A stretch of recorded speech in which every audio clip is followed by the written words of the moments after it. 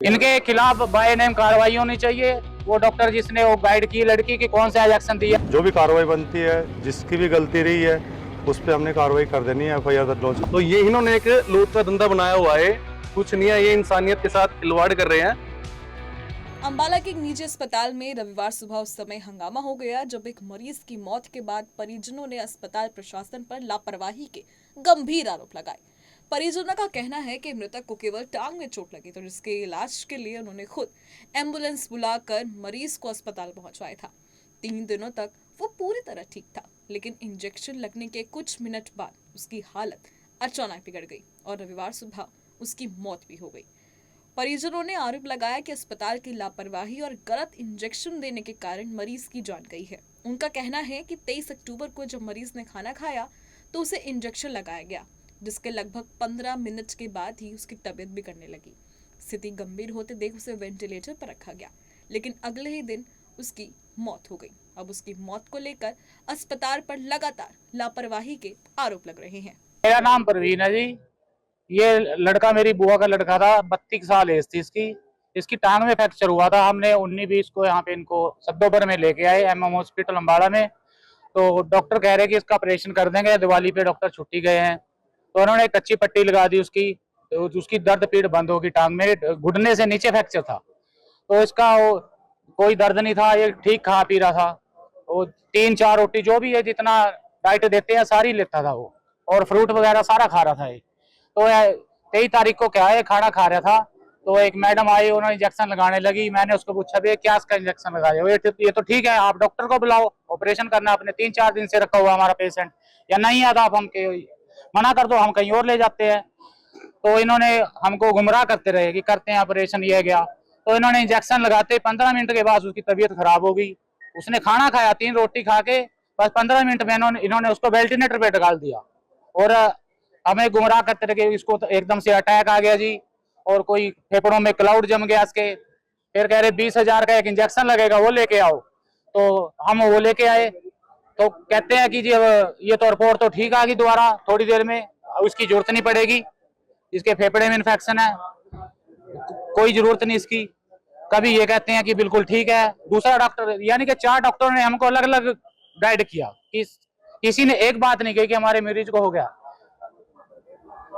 आज इन्होंने सुबह हमें कह दिया कि डेथ होगी, और डेथ का कारण भी नहीं बता रहे। हम बाहर बैठे थे कब से, अब ना कोई इनका अंदर से आ रहा है, कोई मेन हो जो जिससे हम बात करें कि कौन सा इंजेक्शन दिया था जिससे 15 मिनट में ही खाना खाता पेशेंट वेंटिलेटर पे चला गया। इनके खिलाफ बाय नेम कार्रवाई होनी चाहिए। वो डॉक्टर जिसने वो गाइड की लड़की की कौन सा इंजेक्शन दिया, कि 5 दिन से पेशेंट, वीडियोग्राफी देखो आप, इनके कैमरे चेक करो कि वो पेशेंट की हालत खराब थी या कुछ थी, कोई दर्द पीड़ कुछ भी नहीं था उसको।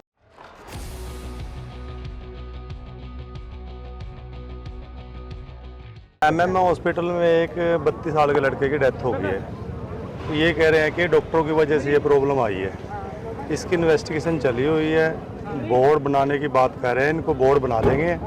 जैसे बोर्ड से इनको जैसे भी कुछ डॉक्टरों की रिपोर्ट आएगी उसके अनुसार काम कर दिया जाएगा। जो भी कार्रवाई बनती है, जिसकी भी गलती रही है उस पर हमने कार्रवाई कर देनी है, FIR दर्ज लॉन्च। अभी वो तो इन्वेस्टिगेशन का पार्ट है ना जी, जैसे ही अपने डॉक्टरों की रिपोर्ट आएगी उस पर हमने कार्रवाई कर।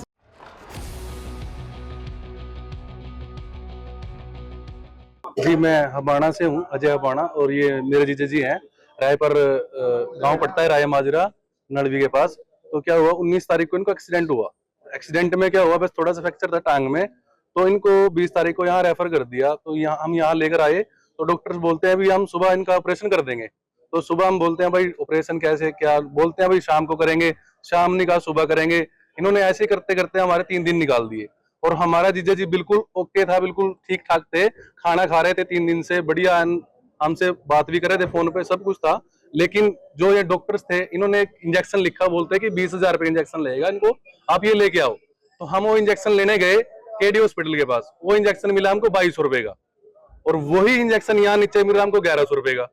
ठीक है, तो ये इन्होंने एक लूट का धंधा बनाया हुआ है, कुछ नहीं है, ये इंसानियत के साथ खिलवाड़ कर रहे हैं। तो फिर मैं अगले दिन इनकी रिपोर्ट लेने गया शाम को। पहली बात तो ये अंदर जाने नहीं दे रहे 2 दिन से किसी को भी। तो मैं जो भी था, मैं अंदर चला गया किसी तरीके से। तो मैंने अंदर जाके मैडम से पूछा, मैडम थी डॉक्टर जानवी, उन्होंने मेरे को बताया कि हमने इनको इंजेक्शन दिया हुआ है BOC का, मगर ठीक है मैम आपने दिया हुआ है, अब जब ये पहले होश में नहीं थे आपने बेहोश के इंजेक्शन क्यों दिया आपने? उनको इनकी हार्ट बीट बढ़ी हुई थी, ये मैंने चल ठीक है ओके है। आप ये बताओ इंजेक्शन आपने किस टाइम लगाया? मैंने फाइल देखी, फाइल में इंजेक्शन का नाम लिखा हुआ, सिर्फ इंजेक्शन का कोई टाइम टेबल नहीं, कुछ नहीं भाई, किस टाइम 12 घंटे के बाद इंजेक्शन देना होता है।